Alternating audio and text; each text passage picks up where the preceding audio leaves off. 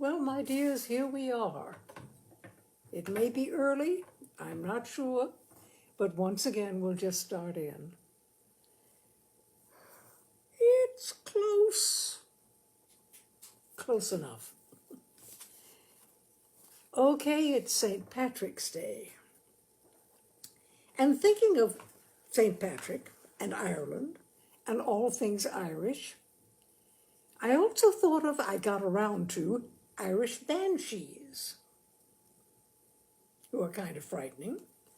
But then from there I went to supernatural and horror, and I ended up with a story by an English writer, W. Jacobs. His full name is William Wymark Jacobs, but this was published in 1902. So for whatever reason, we've ended up with a bit of a supernatural horror story on St. Patrick's Day. Don't ask me why. Anyway, this is entitled The Monkey's Paw, and it's a classic. Without, the night was cold and wet, but in the small parlor of Lakesman Villa, the blinds were drawn and the fire burned brightly. Father and son were at chess. The former, who possessed ideas about the game involving radical changes, putting his king into such sharp and unnecessary perils that it even provoked comment from the white-haired old lady knitting placidly by the fire.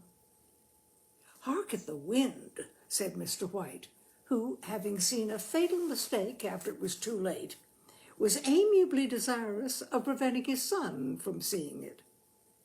"I'm listening," said the latter, grimly surveying the board as he stretched out his hand.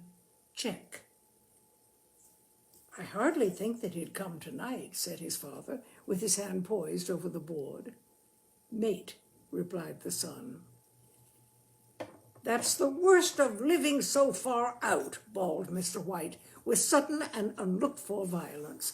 "Of all the beastly, slushy, out-of-the-way places to live in, this is the worst. Pathway's a bog, and the road's a torrent. I don't know what people are thinking about. I suppose because only 2 houses on the road are let, they think it doesn't matter." "Never mind, dear," said his wife soothingly. "Perhaps you'll win the next one." Mr. White looked up sharply, just in time to intercept a knowing glance between mother and son. The words died away on his lips, and he hid a guilty grin in his thin gray beard. "There he is," said Herbert White, as the gate banged to loudly and heavy footsteps came toward the door. The old man rose with hospitable haste, and opening the door was heard condoling with the new arrival. The new arrival also condoled with himself, so that Mrs. White said, and coughed gently as her husband entered the room, followed by a tall, burly man, beady of eye and rubicund of visage. "Sergeant Major Morris," he said, introducing him. The sergeant major shook hands, and taking the proffered seat by the fire, watched contentedly while his host got out whiskey and tumblers and stood a small copper kettle on the fire. At the 3rd glass, his eyes got brighter, and he began to talk. The little family circled regarding with eager interest this visitor from foreign parts, as he squared his broad shoulders in the chair and spoke of strange scenes and doughty deeds, of wars and plagues and strange peoples. 21 years of it," said Mr. White, nodding at his wife and son. "When he was away, he was a slip of a youth in the warehouse. Now look at him." "He doesn't look to have taken much harm," said Mrs. White politely. "I'd like to go to India myself," said the old man, "just to look around a bit, you know." "Better where you are," said the sergeant major, shaking his head. He put down the empty glass and, sighing softly, shook it again. "I should like to see those old temples and fakirs and jugglers," said the old man. What was that you started telling me the other day about a monkey's paw or something, Morris? Nothing, said the soldier hastily. Leastways, nothing worth hearing. Monkey's paw? Said Mrs. White curiously. Well, it's just a bit of what you might call magic, perhaps, said the sergeant major offhandedly. The three listeners leaned forward eagerly. The visitor absent-mindedly put his empty glass to his lips and then set it down again. His host filled it for him. To look at, said the sergeant major, fumbling in his pocket, it's just an ordinary little paw, dried to a mummy. He took something out of his pocket and proffered it.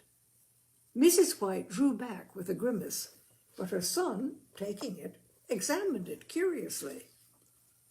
And what is there special about it? Inquired Mr. White, as he took it from his son and, having examined it, placed it upon the table. It had a spell put on it by an old fakir, said the sergeant major, a very holy man. He wanted to show that fate ruled people's lives, and that those who interfered with it did so to their sorrow. He put a spell on it, so that 3 separate men could have 3 wishes from it. His manner was so impressive that his hearers were conscious that their light laughter jarred somewhat. Well, why don't you have 3, sir? Said Herbert White cleverly. The soldier regarded him in the way that middle age is wont to regard presumptuous youth. I have, he said quietly, and his blotchy face whitened. And did you really have the 3 wishes granted? Asked Mrs. White. I did, said the sergeant major, and his glass tapped against his strong teeth. And has anybody else wished? Inquired the old lady. The first man had his 3 wishes, yes, was the reply. I don't know what the first 2 were, but the third was for death. That's how I got the paw. His tones were so grave that a hush fell upon the group. If you've had your 3 wishes, it's no good to you now then, Morris, said the old man at last. What do you keep it for? The soldier shook his head. Fancy, I suppose, he said slowly. I did have some idea of selling it, but I don't think I will. It has caused enough mischief already. Besides, people won't buy. They think it's a fairy tale, some of them. And those who do think anything of it want to try it first and pay me afterward. If you could have another 3 wishes, said the old man, eyeing him keenly, would you have them? I don't know, said the other. I don't know. He took the paw and, dangling it between his front finger and thumb, suddenly threw it upon the fire. White, with a slight cry, stooped down and snatched it off. Better let it burn, said the soldier solemnly. If you don't want it, Morris, said the old man, give it to me. I won't, said his friend doggedly. I threw it on the fire. If you keep it, don't blame me for what happens. Pitch it on the fire again like a sensible man. The other shook his head and examined his new possession closely. How do you do it? He inquired. Hold it up in your right hand and wish aloud, said the sergeant major, but I warn you of the consequences. Sounds like the Arabian Nights, said Mrs. White, as she rose and began to set the supper. Don't you think you might wish for 4 pairs of hands for me? Her husband drew the talisman from his pocket, and then all 3 burst into laughter as the sergeant major, with a look of alarm on his face, caught him by the arm. If you must wish, he said gruffly, wish for something sensible. Mr. White dropped it back into his pocket and, placing chairs, motioned his friend to the table. In the business of supper, the talisman was partly forgotten, and afterward the three sat listening to in an enthralled fashion to a second installment of the soldier's adventures in India. If the tale about the monkey's paw is not more truthful than those he has been telling us, said Herbert, as the door closed behind their guest, just in time for him to catch the last train, we shan't make much of it. Did you give him anything for it, father? Inquired Mrs. White, regarding her husband closely. A trifle, said he, colouring slightly. He didn't want it, but I made him take it, and he pressed me again to throw it away. Likely, said Herbert with pretended horror. Why, we're going to be rich and famous and happy. Wish to be an emperor, father, to begin with. Then you can't be henpecked. He darted round the table, pursued by the maligned Mrs. White, armed with an antimacassar. Mr. White took the paw from his pocket and eyed it dubiously. I don't know what to wish for, and that's a fact, he said slowly. It seems to me I've got all I want. If you only cleared the house, you'd be quite happy, wouldn't you? Said Herbert, with a hand on his shoulder. Well, wish for £200 then. That'll just do it. His father, smiling shamefacedly at his own credulity, held up the talisman as his son, with a solemn face somewhat marred by a wink at his mother, sat down at the piano and struck a few impressive chords. I wish for £200, said the old man distinctly. A fine crash from the piano greeted the words, interrupted by a shuddering cry from the old man. His wife and son ran toward him. It moved, he cried, with a glance of disgust at the object as it lay on the floor. As I wished, it twisted in my hands like a snake. Well, I don't see the money, said his son, as he picked it up and placed it on the table. And I bet I never shall. It must have been your fancy, father, said his wife, regarding him anxiously. He shook his head. Never mind, though, there's no harm done. But it gave me a shock all the same. They sat down by the fire again while the two men finished their pipes. Outside the wind was higher than ever, and the old man started nervously at the sound of a door banging upstairs. A silence, unusual and depressing, settled upon all three, which lasted until the old couple rose to retire for the night. I expect you'll find the cash tied up in a big bag in the middle of your bed, said Herbert, as he bade them good night, and something horrible squatting up on top of the wardrobe, watching you as you pocket your ill-gotten gains. In the brightness of the wintry sun next morning, as it streamed over the breakfast table, Herbert laughed at his fears. There was an air of prosaic wholesomeness about the room, which it had lacked on the previous night, and the dirty, shriveled little paw was pitched on the sideboard with a carelessness which betokened no great belief in its virtues. I suppose all old soldiers are the same, said Mrs. White. The idea of our listening to such nonsense! How could wishes be granted in these days? And if they could, how could £200 hurt you, father? Might drop on his head from the sky, said the frivolous Herbert. Morris said the things happened so naturally, said his father, that you might, if you so wished, attribute it to coincidence. Well, don't break into the money before I come back, said Herbert, as he rose from the table. I'm afraid it'll turn you into a mean, avaricious man, and then we shall have to disown you. His mother laughed, and following him to the door, watched him down the road, and returning to the breakfast table was very happy at the expense of her husband's credulity. All of which did not prevent her from scurrying to the door at the postman's knock, nor prevent her from referring somewhat shortly to retired sergeant majors of bibulous habits, when she found that the post brought a tailor's bill. Herbert will have some more of his funny remarks, I expect, when he comes home, she said, as they sat at dinner. I dare say, said Mr. White, pouring himself out some beer. But for all that, the thing moved in my hand. That I'll swear to. You thought it did, said the old lady soothingly. I say it did, replied the other.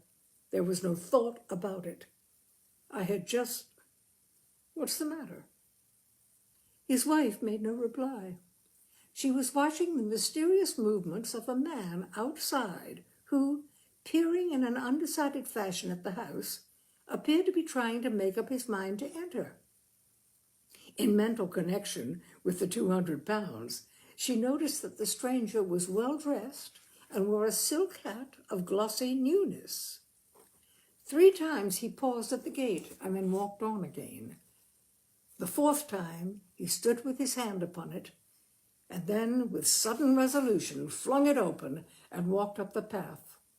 Mrs. White at the same moment placed her hands behind her and, hurriedly unfastening the strings of her apron, put that useful article of apparel beneath the cushions of her chair. She brought the stranger, who seemed ill at ease, into the room. He gazed furtively at Mrs. White and listened in a preoccupied fashion as the old lady apologized for the appearance of the room and her husband's coat, a garment which he usually reserved for the garden. She then waited as patiently as possible for him to broach his business, but he was at first strangely silent. I was asked to call, he said at last, and stooped and picked a piece of cotton from his trousers. I come from Ma and Megan's. The old lady started. Is anything the matter? She asked breathlessly. Has anything happened to Herbert? What is it? What is it? Her husband interposed. There, mother, he said hastily. Sit down and don't jump to conclusions. You've not brought bad news, I'm sure, sir. And he eyed the other wistfully. I'm sorry, began the visitor. Is he hurt? Demanded the mother. The visitor bowed in assent. Badly hurt, he said quietly, but he is not in any pain. Oh, thank God, said the old woman, clasping her hands. Thank God for that. She broke off suddenly as the sinister meaning of the statement dawned upon her, and she saw the awful confirmation of her fears in the other's averted face. She caught her breath and, turning to her slower-witted husband, laid her trembling old hand upon his. There was a long silence. He was caught in the machinery, said the visitor at length in a low voice. Caught in the machinery, repeated Mr. White in a dazed fashion. Yes. He sat staring blankly out at the window, and taking his wife's hand between his own, pressed it as he had been wont to do in their old courting days, nearly 40 years before. He was the only one left of us, he said, turning gently to the visitor. It is hard. The other coughed and, rising, walked slowly to the window. The firm wished me to convey their sincere sympathy with you in your great loss, he said, without looking around.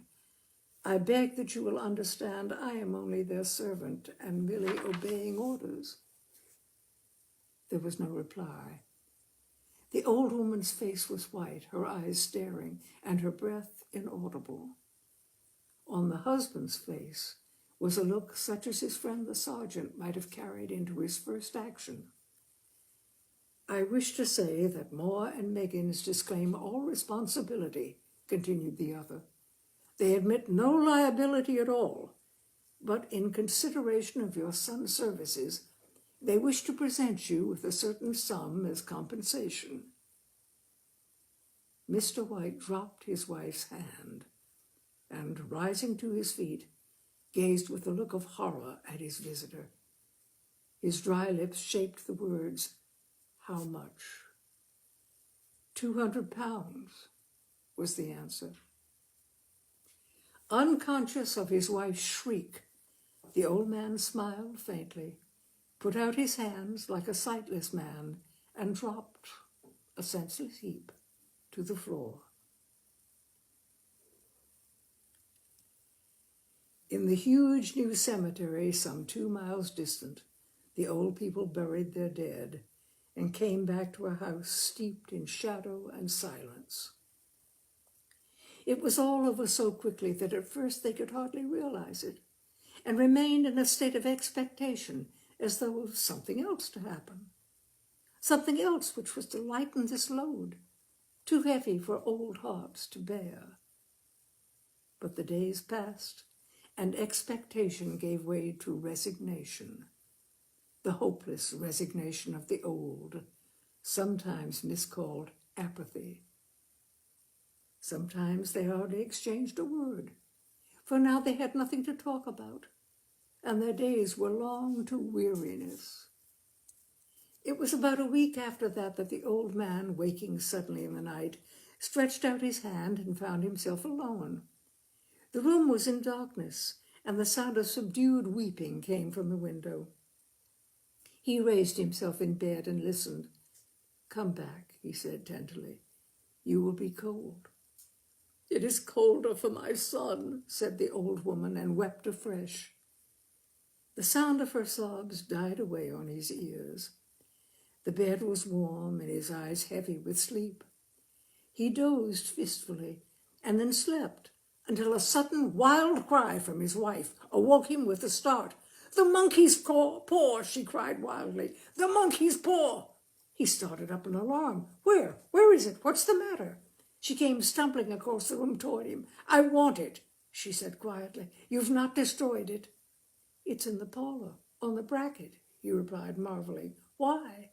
She cried and laughed together, and bending over, kissed his cheek. "I only just thought of it," she said hysterically. "Why didn't I think of it before? Why didn't you think of it?" "Think of what?" he questioned.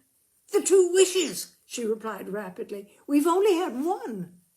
"Was that not enough?" he demanded fiercely. "No," she cried triumphantly. "We'll have one more. Go down and get it quickly and wish our boy alive again."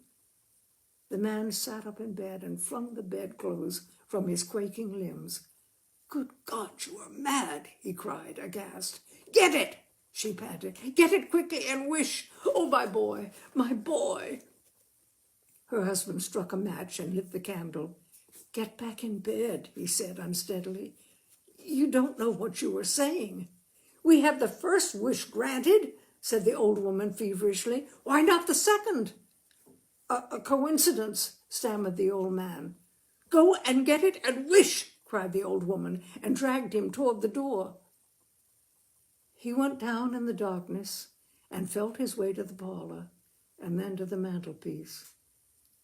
The talisman was in its place, and a horrible fear that the unspoken wish might bring his mutilated son before him ere he could escape from the room seized upon him, and he caught his breath as he found that he had lost the direction of the door.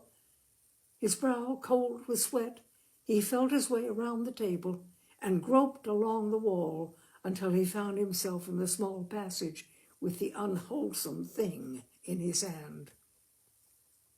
Even his wife's face seemed changed as he entered the room. It was white and expectant, and to his fears seemed to have an unnatural look upon it. He was afraid of her. "Wish," she cried in a strong voice.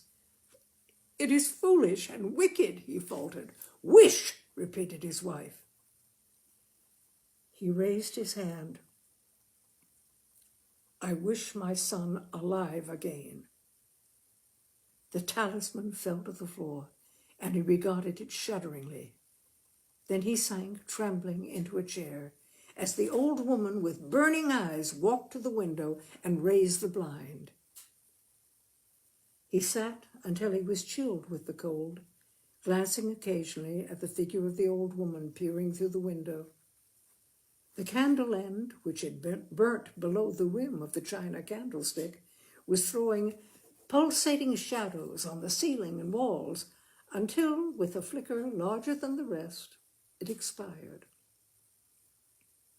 The old man, with an unspeakable sense of relief at the failure of the talisman, crept back to his bed, and a minute or two afterward the old woman came silently and apathetically beside him. Neither spoke, but both lay silently listening to the ticking of the clock. A stair creaked, and a squeaky mouse scurried notably through the wall. The darkness was oppressive, and after lying for some time, screwing up his courage, the husband took a box of matches and, striking one, went downstairs for a candle. At the foot of the stairs, the match went out, and he paused to strike another. And at the same moment, a knock, so quiet and stealthy as to be scarcely audible, sounded on the front door. The matches fell from his hand. He stood motionless, his breath suspended, until the knock was repeated. Then he turned and fled swiftly back to his room and closed the door behind him. A third knock sounded through the house. "What's that?" cried the old woman, starting up. "A rat," said the old man in shaking tones. "A rat! It passed me on the stairs." His wife sat up in bed listening. A loud knock resounded through the house. "It's Herbert!" she screamed. "It's Herbert!" She ran to the door, but her husband was before her, and catching her by the arm, held her tightly. "What are you going to do?" he whispered hoarsely. "It's my boy! It's Herbert!" she cried, struggling mechanically. "I forgot it was 2 miles away. What are you holding me for? Let go! I must open the door." "For God's sake, don't let it in," cried the old man, trembling. "You're afraid of your own son," she cried, struggling. "Let me go. I'm coming, Herbert. I'm coming." There was another knock, and another. The old woman, with a sudden wrench, broke free and ran from the room. Her husband followed to the landing and called after her appealingly as she hurried downstairs. He heard the chain rattle back and the bottom bolt drawn slowly and stiffly from the socket. Then the old woman's voice, straining and panting. "The bolt," she cried loudly. "Come down, I can't reach it." But her husband was on his hands and knees, groping wildly on the floor in search of the paw. If he could only find it before the thing outside got in. A perfect fuselage of knocks reverberated through the house, and he heard the scraping of a chair as his wife put it down in the passage against the door. He heard the creaking of the bolt as it came slowly back, and at the same moment he found the monkey's paw and frantically breathed his third and last wish. The knocking ceased suddenly, although the echoes of it were still in the house. He heard the chair drawn back and the door opened. A cold wind rushed up the staircase, and a long, loud wail of disappointment and misery from his wife gave him courage to run down to her side, and then to the gate beyond. The street lamp, flickering opposite, shone on a quiet and deserted road. The Monkey's Paw by W. Jacobs. And that's the fun for tonight. I hope you've enjoyed it, my dear. It is a classic story. There's even been a movie made of it. I can't imagine why, because it's a short story, and how to make a movie out of the whole thing. Anyway, as I said, it is a classic story. And that's it for tonight. I hope to see you next Wednesday for Tales and Cocktails. Good night. Thank you for being with me.